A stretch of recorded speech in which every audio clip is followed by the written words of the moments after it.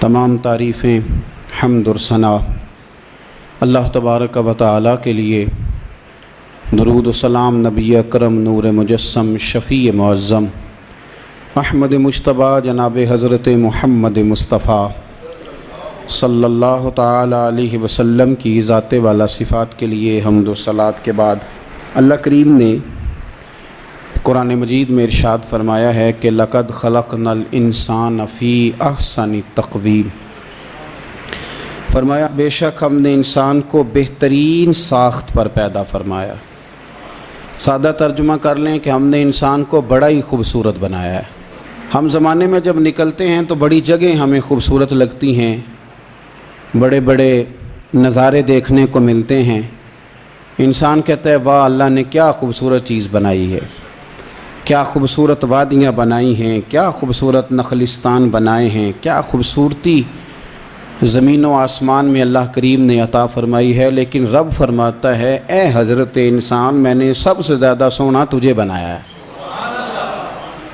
تیرے نقش و نگار، تیرا حسن و جمال یہ سب سے زیادہ خوبصورت ہے۔ میرے بھائیوں، اللہ تبارک و تعالی نے جسمانی ساخت ساری،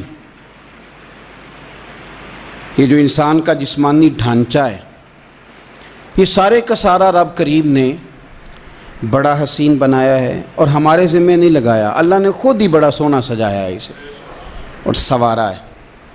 لیکن جو ہمارا باطنی معاملہ تھا، ہمارے اخلاقیات، ہمارا صحیح بولنا، حلال کھانا، توفیق اللہ ہی دیتا ہے، لیکن اللہ نے ہمیں یہ کہا ہے کہ اس کا ذرا تم نے خود خیال کرنا ہے۔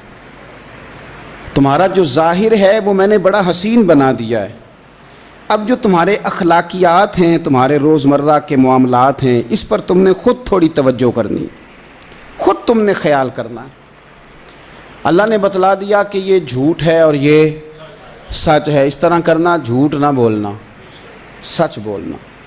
یہ راہ فرار ہے اور یہ راہ مشقت ہے۔ فراڈ کر کے، دھوکہ دے کے، جھوٹ بول کے راہ فرار نہ اختیار کرنا، محنت کرنا، محنت تم کرنا اور پھل تمہیں تمہارا رب عطا فرما دے گا۔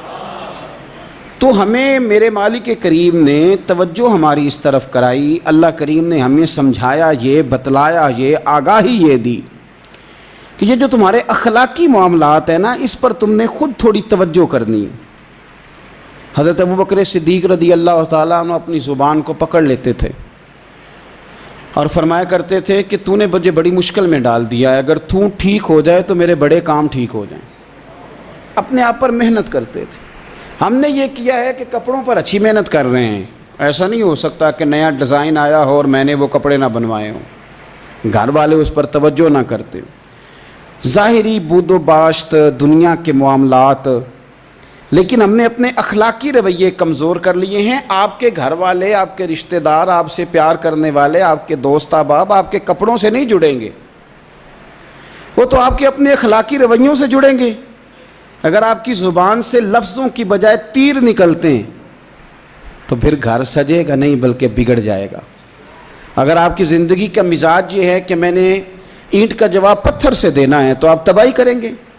آپ اگر میٹھا بولیں گے تو گھر میں حسن آئے گا، اگر آپ کبھی برداشت کریں گے تو مسکراہٹیں بڑھیں گی۔ تو آپ کا اخلاقی طور پر خوبصورت بن جانا زندگی کو سنوارے گا۔ میرے عزیز بھائی، ہم نے اپنی زندگی میں کچھ ایسے لوگ دیکھے، 1400 سال پہلے کے بزرگوں کی باتیں، 800-900 سال پہلے بزرگوں کی باتیں تو سنتے رہتے ہیں۔ میں آج آپ کو اس دور کے ایک شخص کی داستان سنانے لگا ہوں۔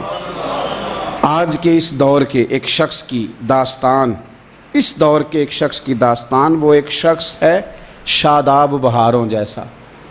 میں نے اپنے حضرت صاحب کو پاکستان میں دیکھا، بریلی شریف میں دیکھا، مدینہ شریف میں دیکھا۔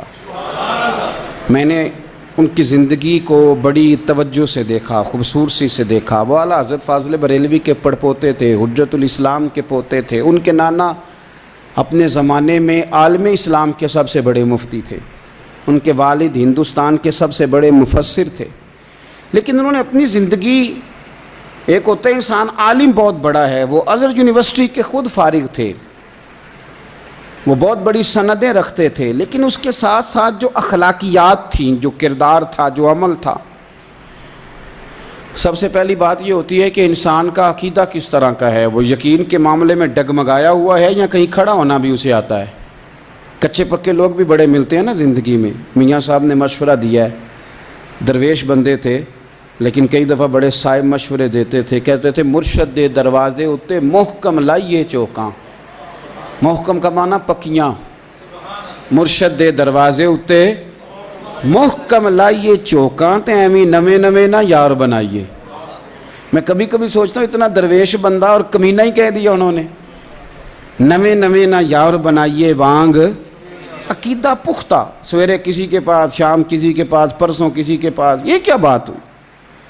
یہ کچے پکے لوگ اس طرح کرتے ہیں۔ جو لوگ افکار کے، نظریات کے پختہ ہوتے ہیں، حضرت تاج الشریعہ مفتی اختر رضا خان صاحب میرے مرشد کریم، آج آپ کو 2 سال کے قریب ہو گئے، دوسرا سالانہ عرس ہے آپ کا پرسوں بریلی شریف میں۔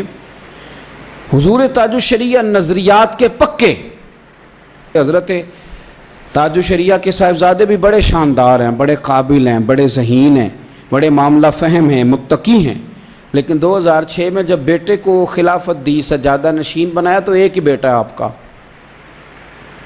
اولاد آدمی کو بزدل کر دیتی ہے، حدیث میں موجود ہے، لیکن ان کو کسی جگہ کسی چیز نے کمزور نہیں کیا۔ فرمانے لگے یہ میرا بیٹا ہے، عالم فاضل ہے، میں اسے سجادہ بنانے لگا ہوں، لیکن اس کے ساتھ اس وقت تک رہنا جب تک اس کا عقیدہ بھی ٹھیک ہو، عمل بھی ٹھیک ہو، اور جب تم دیکھو کہ اپنے بزرگوں کے مسلک سے، عقیدے سے ہٹنے لگا ہے، تو پھر اس کی سپورٹ۔ یہ کوئی باپ اعلان کرتا ہے، آج کہا جاتا ہے عقائد کے لحاظ سے یہ افکار ان کے پختہ سوچ حضرت کی۔ حضرت صاحب کے مریدوں میں نا ہزاروں علماء شامل ہیں۔ عام آدمی کو متاثر، ویسے تو آج کل عام آدمی کو متاثر کرنا بھی بڑا مشکل ہے، اس لیے کہ یہ تیز لوگوں کا زمانہ ہے، اس میں تو بڑا مشکل ہو گیا ہے آپ کسی کو قائل کر سکیں۔ تو ہزاروں علماء حضرت صاحب سے مرید تھے، ہزاروں۔ تو ایک عالم حضرت صاحب کے پاس آیا جایا کرتے تھے، تو پھر ان کو بخار چڑھ گیا کہ میں تو خود بڑا عالم ہوں، وہ تھوڑا سا چھوڑ گئے، کہیں اور آنے جانے لگے۔ تو ایک دفعہ ایک صاحب نے حضرت صاحب کے سامنے کہہ دیا وہ آپ کو چھوڑ گیا، مرتد ہو جائے گا، اب ارتداد کا شکار ہوگا، بے ایمان ہو جائے گا۔ تو حضرت صاحب فرمانے لگے توبہ کر، یہ تو نے کیا کہا ہے، یہ تو نے عجیب بات کر دی، جو ہمیں چھوڑ گیا وہ دین بھی چھوڑ جائے گا۔ فرمایا یہ دین میرے رسول پاک کا ہے، وہ یہاں نہیں آتا تو نہ آئے، پر دعا کر مصطفیٰ کے دین پہ قائم رہے۔ آج بہت سارے پیرانے عظام کہتے نہیں یہاں سے گیا ہے تو اب مرتدی ہوگا، بے ایمانی ہو جائے گا، معاذ اللہ۔ ہم کتنے سخت لفظ بولتے ہیں، لیکن میں نے آپ کو کہا میں آج آپ کو اس شخص کی بات بتا رہا ہوں جو اس دور میں بھی پورے دھلے ہوئے صاف ستھرے تھے۔ فرمایا کیا ہوا یہاں سے چلا گیا تو نہیں آتا تو نہ آئے، پر دعا کر اللہ اسے ایمان پر استقامت عطا کرے۔ یہ ذوق، یہ مزاج، یہ لوگوں کے نظریات کا خیال کرنا، یہ حضور تاج الشریعہ رحمۃ اللہ علیہ کا کمال تھا، اس لیے کہ نظریاتی لوگ تھے۔ وہ اپنی ذات کا بت بنا کے معاذ اللہ اس کے گرد لوگوں کے چکر لگوانے والے نہیں تھے، وہ افکار کی تعلیم دیتے تھے۔ آپ کے پوتے ہیں، ابھی کو بہت بڑی عمر بھی نہیں ہے، تو ایک آدمی کہتا ہے میں دم کرانے آیا۔ دم کرانے کیا لائے؟ شہد اور کلونجی۔ تو صاحبزادہ صاحب کہنے لگے یہ ویسے جا کے کھلاؤ، دم کی ضرورت نہیں۔ انہوں نے کہا شاید پوتا نخرے کر رہا ہے، حضرت صاحب کے پاس نہیں لے جانا چاہتا۔ اس نے کہا جی مہربانی کریں، بڑی دور سے ہم دم کرا دیں۔ کس پہ؟ شہد میں بھی شفا ہے اور کلونجی میں میرے نبی پاک نے فرمایا موت کے علاوہ ہر بیماری کا علاج ہے۔ شہد میں بھی حضور نے فرمایا شفا ہے، یہاں بھی۔ تو دیکھیں حضرت صاحب کی اولاد کی تربیت کا یہ رنگ ہے کہ آپ کے پوتے فرمانے لگے میاں اسے لے جاؤ، ہمارے دادا اس پہ دم نہیں کریں گے، اس لیے کہ دم تو اس چیز پہ کیا جاتا ہے جس میں شفا نہ ہو، اور یہ تو وہ چیزیں ہیں جس کی شفا مدینے والے رسول نے بیان فرمائی ہے۔ تو گویا اس پر دم تو حضور نے کر دیا ہوا ہے کہ شہد میں شفا ہے، اس پہ تو دم نبی پاک صلی اللہ علیہ وسلم نے کر دیا، کلونجی میں شفا ہے۔ تو ہم لوگوں کو دین بتلائیں گے لیکن ان کے عقائد کی حفاظت کریں گے۔ اس طرح نہیں ہے کہ لاؤ جی میرے کہنے سے اس میں شفا ہوگی، یہ تو مدینے والے رسول نے پہلے فرما دیا کہ شفا ہے۔ آج طریقت پیری مریدی خراب اس لیے ہوئی کہ لوگوں نے دین کی حدود کا خیال رکھے بغیر پیری مریدی شروع کر دی۔ انہوں نے یہ خیال نہیں رکھا کہ کہاں تک ہماری حد ہے اور اس حد سے کہاں ہم نے آگے نہیں جانا، بس وہ ٹھیک ہے جو کیا میں نے کیا ہے جو کیا۔ اس لیے میں کہتا ہوں بہت ساری خانقاہیں اور آستانے ایسے ہیں کہ وہاں مرشد کے نام کا نعرہ زور سے لگتا ہے، رب رسول کا اتنے زور سے معاذ اللہ نہیں لگتا۔ یہ انداز اور یہ طریقہ درست نہیں ہے۔ تو ہمارے حضرت صاحب رحمۃ اللہ تعالیٰ علیہ لوگوں کو نظریاتی طور پر، فکری طور پر تربیت کرتے، انہیں اللہ رسول کے قریب، پھر تقویٰ بڑا تھا، پرہیزگاری بڑی تھی، شریعت کے اوپر عمل بڑا تھا۔ آپ تصویر نہیں بنواتے تھے، فرماتے تھے کہ محتاط فتویٰ یہی ہے کہ اس سے بچا جائے، بچتے تھے اور ساری زندگی بچے، نہیں بنوائی۔ خواتین کے سامنے نہیں تشریف لے جاتے تھے، عورت پردہ کرے گی، پردے کے پیچھے بیٹھے گی، پھر اس کو کوئی کام ہو تو وہ بات کرے گی، ورنہ یہ میں نے خود دیکھا، سانگلا ہیلا آپ تشریف لائے تھے۔ ہمارے ہاں بیویوں کا وہ مزاج ہے نا، پیار بھی لیتی ہیں، اور چونکہ پیر صاحب تو خود بیٹی بیٹی کہہ کے قریب ہو جاتے ہیں معاذ اللہ، اور بڑا کچھ ہوتا ہے۔ تو وہ خاتون آئی تو وہ جلدی سے نا اس نے قریب آنا چاہا تاکہ وہ حضرت کا ہاتھ اپنے سر پہ رکھے، تو ٹچ جیسے کیا جسم کے ساتھ تو حضرت بڑے ناراض ہوئے اور فرمانے لگے کروڑ بار استغفر اللہ، اگر مجھے پتا ہوتا تم نے میرے ساتھ یہ کرنا ہے تو میں کبھی یہاں آتا ہی نہ۔ آپ چونکہ پوری دنیا کا سفر فرماتے تھے تو افریقہ کے سفر پہ تشریف لے گئے تو ضعف تھا، کمزوری تھی، بوڑھے ہو گئے تھے، دستے مبارک میں چھڑی پکڑی ہوئی ہے۔ تو جہاز میں ذرا آگے بڑھنے لگے تو وہ ایئر ہوسٹس ہوتی ہیں نا، تو وہ آگے بڑھی کہ بابا جی کا ہاتھ پکڑ کے سیٹ نمبر دیکھ کے بٹھاتی ہوں۔ تو جب وہ آگے بڑھی تو آپ فرمانے لگے بیٹے آپ پیچھے ہٹ جاؤ، میں خود پہنچ جاؤں گا۔ تو کہنے لگی ذرا جملہ سننا، کہنے لگی ہمارا فرض ہے آنے والے مسافر کی خدمت کرنا، سہارا دینا، پہنچانا ہمارا فرض ہے۔ تو آپ فرمانے لگے بیٹے تیرے اوپر ڈیوٹی کا کچھ فرض ہے اور میرے اوپر محمد عربی کی شریعت کا فرض ہے صلی اللہ تعالی علیہ وسلم۔ تو اپنے فرض کا خیال کرے تو میں نبی پاک کے دین کا خیال نہ کروں، پیچھے ہٹ جا۔ یہ افکار تھے، یہ تقویٰ تھا، یہ پرہیزگاری تھی، یہ نظریات تھے۔ حضور تاج الشریعہ رحمۃ اللہ تعالی علیہ شدید انداز میں احتیاط کرنے والے، تقوی کا سبق دینے والے، پرہیزگاری اختیار کرنے والے۔ آپ کے ایک مخالف نے آپ کے خلاف کوئی بات کی تو ایک صاحب آپ کے پاس شکایت بتانے آئے کہ فلانے نے آپ کے خلاف بات کی ہے، تو بات کرتے کرتے وہ انڈیا کا انداز ہے نا بولنے کا، اس طرح ہمارے ہاں لوگ کہہ دیتے ہیں بدتمیز، نالائق، کوئی لفظ، تو ان کا ایک انداز ہے۔ اس نے کہا وہ سالہ یوں کہتا ہے آپ کے بارے میں۔ تو حضرت اسے فرمانے لگے کہ ہم کسی کی مخالفت میں اب اس حد تک جائیں گے کہ اس طرح کے جملے بولیں گے؟ فرمایا وہ مخالفت کرتا ہے تو کرتا رہے، لیکن ہم نے اپنے لب و لہجے کو خراب نہیں کرنا، اس لیے کہ ہم نے جو اخلاق سیکھا ہے وہ مدینے والے رسول کے طریقے سے سیکھا ہے۔ میں خبردار اس طرح کا جملہ اپنے مخالف کے لیے بولنا، اللہ کرے اس دور کے لوگوں کو سمجھ آئے مخالف کے لیے بھی کوئی غلط لفظ استعمال، خبردار تم نے یہ بات کی تو آج کے بعد یہ جملہ نہ کہنا۔ انداز تھا۔ اور پھر اتنے بڑے عالم تھے، اتنے بڑے عالم کہ علماء جس مسئلے میں سمجھتے تھے کہ اب چارہ نہیں چلتا تو حضور تاج الشریعہ سے پوچھا کرتے تھے۔ حضور تاج الشریعہ رحمۃ اللہ علیہ مفتیان کرام کے مرشد تھے، مفسرین اور محدثین آپ کے سامنے بیٹھتے تھے۔ ایک دن آپ نے طالب علموں کو بخاری شریف کے سبق پڑھائے، اور ہم اس پیر کے مرید ہیں جو طریقت کے سبق بھی پڑھاتے تھے پر رسول اللہ کا دین بھی سارا پڑھایا کرتے تھے۔ تو حضرت ایک دن سبق پڑھایا تو ایک طالب علم بڑا لائق تھا، وہ 2-3 دن آیا نہیں۔ دیکھنا یہ تربیت ہے، یہ ذرا بات کی گہرائی پہ غور کرنا۔ طالب علم 2-4 دن آیا نہیں تو آپ ایک مفتی صاحب کو کہنے لگے اس سے جا کے پوچھو وہ آ کیوں نہیں رہا، کہیں ایسا تو نہیں کہ اسے میرے پڑھانے کی سمجھ نہیں آتی؟ اسے کو اگر سمجھ نہیں آئی تو آئے، میں کل زیادہ آسان کر کے پڑھاؤں گا۔ اس کو جا کے بتایا تو وہ طالب علم رو پڑا، کہنے لگا نہیں میری تو کوئی اور مجبوری تھی۔ لیکن حضرت کی عاجزی دیکھیں، یہاں لوگ اڑ نہیں جاتے۔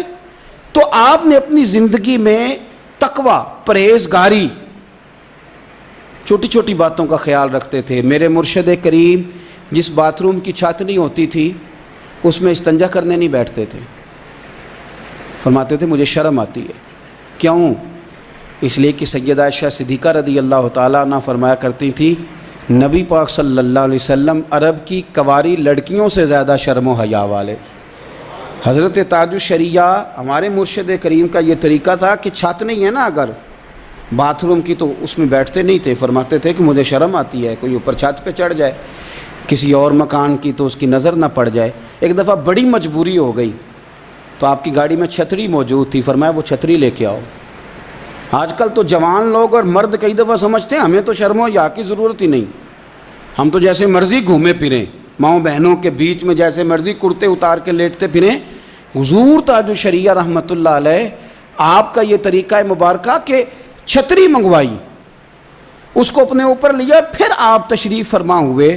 آپ کا یہ مزاج تھا, اس ترتیب کے ساتھ لب و لہجہ آپ نے بنایا تھا. اور پھر سب سے بڑی بات یہ تھی کہ غریب سے پیار. آپ کے جو مدرسے کے طالب علم غریب تھے ان کے باقاعدہ وظائف مقرر فرمائے تھے, اور آپ نے بخاری شریف گھر میں پڑھانی شروع کی تو 9 کلومیٹر سے طالب علموں کو آنا پڑتا تھا. تو ایک دن فرمانے لگے بھی ان کو آنے جانے کا کرایہ بھی دیا کرو. آج آپ یقین کریں 25 لاکھ طالب علم ہے دینی مدرسوں کے اندر پاکستان میں. تو آخر ان کا بھی تو نظام چل رہا ہے نا کسی نہ کسی طریقے سے.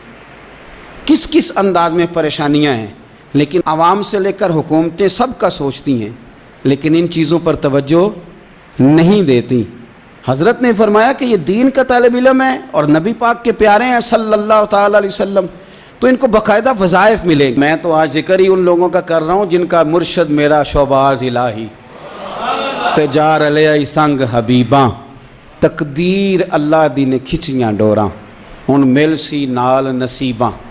اور مرشد ہماری ذات پر بوجھ پڑ گئے, اور مرشد ہماری ذات پلندوں میں دب گئی, اور مرشد ہمارے واسطے تو ایک شخص تھا, اور مرشد وہ ایک شخص بھی تقدیر لے اڑی, وہ ایک شخص بھی تقدیر لے. تو بڑی گہری بات ہے, میرا تو بس چلے تو میں کئی گھنٹوں بیان کر سکتا ہوں حضرت پہ, اس لیے کہ یہ وہ والی تقریر نہیں جو میں نے کتابوں سے کرنی ہے, یہ تو میں نے آنکھوں سے تلاوت کی ہے اور دل میں میں نے تحریر بنائی ہے. حضرت ابو ہریرہ رضی اللہ تعالیٰ عنہ فرماتے ہیں کہ جب مجھے شدید بھوک لگتی تھی نا تو میں جا کر ابو بکر صدیق سے مسئلہ پوچھ لیتا تھا. میں کہتا حضور ایک مسئلہ پوچھنا ہے, تو جناب صدیق اکبر فرماتے تھے مسئلہ بعد میں بتائیں گے, آپ پہلے روٹی کھلاؤں. اس لیے کہ نبی پاک صلی اللہ علیہ وسلم نے فرمایا بہترین مسلمان وہ ہے جو سلام زیادہ لے اور کھانا زیادہ کھلائے. پہلے روٹی کھلاتے ہیں پھر مسئلہ. کہتے ہیں یہی حال حضرت عمر فاروق کا تھا, بھوک لگتی تو میں جا کے کوئی مسئلہ پوچھ لیتا. پھر نبی کریم کی ذات تو پھر سخیوں کی امام تھی نا, حضور کو تو کہنا ہی نہیں پڑتا تھا, حضور تو چہرہ دیکھ کے بتا دیتے تھے بھوک لگی ہوئی ہے, کہنا ہی نہیں پڑتا تھا. تو ایک شخص نا حضور تاج الشریعہ میرے مرشد کریم کی بارگاہ میں حاضر ہوا, نوجوان. کچھ ضروری تو نہیں کہ جو آدمی غریب ہو وہ سارا کچھ کھول کے ہی بتائے تو تب بھی پتہ چلتا ہے, آپ ضروری تو نہیں. اور ہم حساب ہی بڑا لیتے ہیں لوگوں سے, بڑا حساب کرتے ہیں, پتہ کرتے ہیں کہ یہ حقدار ہے کہ نہیں, مستحق ہے کہ نہیں. حضور تاج الشریعہ کی خدمت میں حاضر ہوا نوجوان, تو کہنے لگا حضور دعا کرنا کل میرا آپریشن ہے. فرمانے لگے تو بیٹھ میں آیا, اندر گئے اور اتنے سارے پیسے مٹھی میں پکڑ کے لائے اور اس غریب کو تھمائے. کہنے لگا حضور میں تو دعا کے لیے آیا تھا. فرمایا وہ بھی میں کروں گا پر آپریشن تو پیسوں سے ہوتا ہے نا, یہ پیسے بھی لے کے جاؤ, ڈاکٹر پیسے لیتا ہے, دوا پیسوں کی آتی ہے. کوئی ضروری ہے کہ آپ کو سارا مدعا کھول کے بیان کیا جائے, آپ کو ہر چیز کھول کے بتائی جائے. یہ لاک ڈاؤن جب بڑا سخت تھا تو ان دنوں میں نے کہا تھا کیوں کہتے ہو کہ فلانا لسٹیں بنائے, اگر آپ لوگوں کو پتہ ہے کہ ہمارے ارد گرد غریب لوگ ہیں تو آپ خود لسٹیں کیوں نہیں بناتے؟ آپ کو نہیں پتا آپ کے بہن بھائیوں کی آمدن کتنی ہے, آپ خود راشن کیوں نہیں بھیجتے؟ حضرت نے فرمایا یہ لے کے جا, اس لیے کہ آپریشن پیسوں سے ہوتا ہے, وہ فری نہیں ہوتا. اسی طریقے سے حضرت کے ایک شاگرد ہیں تو وہ کہتے ہیں ایک دن بڑا خوبصورت کرتا حضرت نے پہنا تھا, بڑا پیارا. یہ لے آتے ہیں کئی دفعہ, آپ یہ نہ سمجھا کریں کہ پیر بڑا شوقین ہے, بڑے شاندار جوڑے پہنتا ہے, یہ مل جاتے ہیں تو پہننے پڑ جاتے ہیں. نبی پاک صلی اللہ علیہ وسلم کے لیے بھی ایک بی بی لائی تھی نا بڑے پیار سے کرتا بنا کے, تو حضرت عبد الرحمن ابن عوف امیر ترین صحابیوں پر کہنے لگے سونے بڑا ہی سونا لگ رہا ہے. تو حضور نے فرمایا تجھے پسند آ گیا ہے. اندر گئے سرکار, حالانکہ وہ خاتون بڑے شوق سے بنا کے لائی.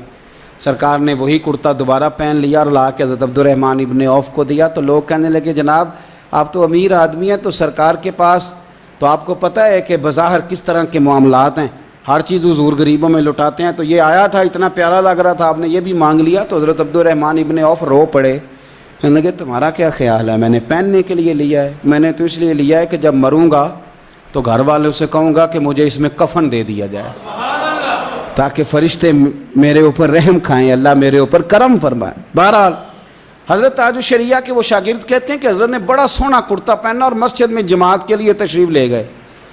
تو میرے دل میں خیال آیا کتنا شاندار ہے, کتنا اعلیٰ ہے, کتنا بہترین ہے.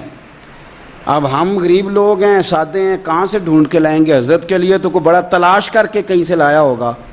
تو کہتے حضرت نماز پڑھ کے واپس آئے, کپڑے بدلے اور وہ لپیٹ کے مجھے دے دیا. فرمانے لگے میاں ڈھونڈنے کی ضرورت نہیں ہے, تمہیں انشاءاللہ ڈھونڈا ڈھونڈایا ہی مل گیا, لے لو اور پہن لو. غریب پروری کا یہ منظر تھا. غریب, بڑی دور سے کچھ مہمان آ رہے تھے, کچھ امیر لوگ تھے.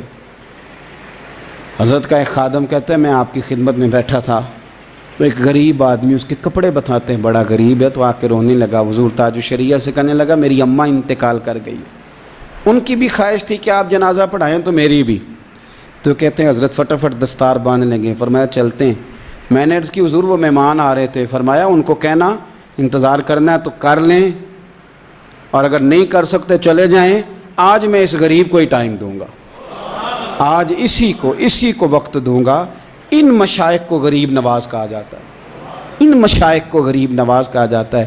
حضرت نے اپنی ساری زندگی عبادات میں, ریاضت میں, ادب میں, اتنے بڑے عالم تھے. علماء کہتے ہیں جی ہم لکھتے پڑھتے رہتے ہیں, ہمیں نہیں ٹائم ملتا, لیکن حضرت صبح قرآن پاک کی تلاوت کرتے, عصر کے بعد پابندی سے دلائل الخیرات شریف پڑھتے, درود و سلام کی پابندی کرتے, معاملات میں پابند رہتے. نبی پاک صلی اللہ علیہ وسلم سے جو آپ کی خاص محبت تھی, خاص محبت, آپ نے نعتیں لکھی ہیں, پورا دیوان ہے آپ کی نعتوں کا, سفینہ بخشش. گلا بانی عطا کر دیں, بھری جنت ہبا کر دیں, نبی مختار کل ہیں جس کو جو چاہے عطا کر دیں. حضرت نے نعتیں لکھی, کلام کہا. ہمارے بزرگوں نے لکھا ہے کہ جب اللہ کا ذکر کرو, درود شریف پڑھو, اگر تم لیٹے ہوئے ہو تو ٹانگیں سمیٹ لیا کرو.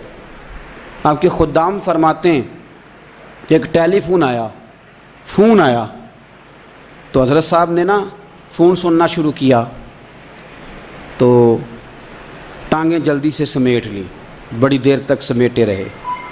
تو ٹانگیں آپ نے تھوڑی دیر کے بعد دراز کر لیں. جب فون بند ہو گیا تو عرض کی حضور آپ تو ذکر کے وقت ٹانگیں سمیٹتے ہیں, درود و سلام کے وقت, تو یہ آپ نے کیا کیا, ٹانگیں سمیٹ لیں فون سنتے وقت.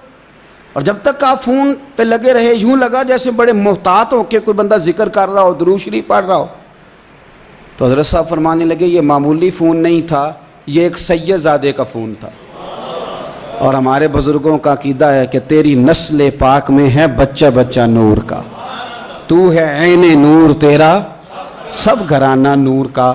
اپنی زندگی میں بہت سی کتابیں لکھیں, بہت بڑا مدرسہ بنایا, پوری دنیا کا سفر کیا. حضرت کے سینکڑوں ہزاروں علماء, دانشور, اہل علم, آپ کے مرید پوری دنیا میں, حتیٰ کہ عرب کے اندر بھی, حتیٰ کہ مصر کے اندر, شام کے اندر, لبنان کے اندر, یمن کے اندر آپ کے مریدین, متوسلین, اہل عرب کے جو بڑے بڑے شیوخ ہوتے تھے وہ حضرت کی خدمت میں بیٹھتے تھے.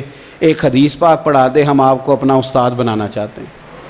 اور یہ تاریخ میں شاید واحد ہستی ہے جن کے جنازے میں 1.25 کروڑ آدمی شریک ہوا, 1.25 کروڑ آدمی جن کی نماز جنازہ میں. امام احمد بن حنبل کی وقت کے بادشاہ سے گفتگو ہو رہی تھی نا, تو وہ کہنے لگا دیکھو امام آج تیرے پیچھے کوئی بھی نہیں, سارے میرے ساتھ ہیں. تو امام احمد بن حنبل فرمانے لگے تیرا اور میرا فیصلہ جنازہ کرے گا, جنازہ کرے گا. تو واقعی ایسا ہوا, امام احمد بن حنبل کا جنازہ اٹھا. بعد مرندے مکھڑا میرا ہو جاوے جے تازہ, پھر سمجھ لینا محبوب میرے نے آن پڑیا جنازہ.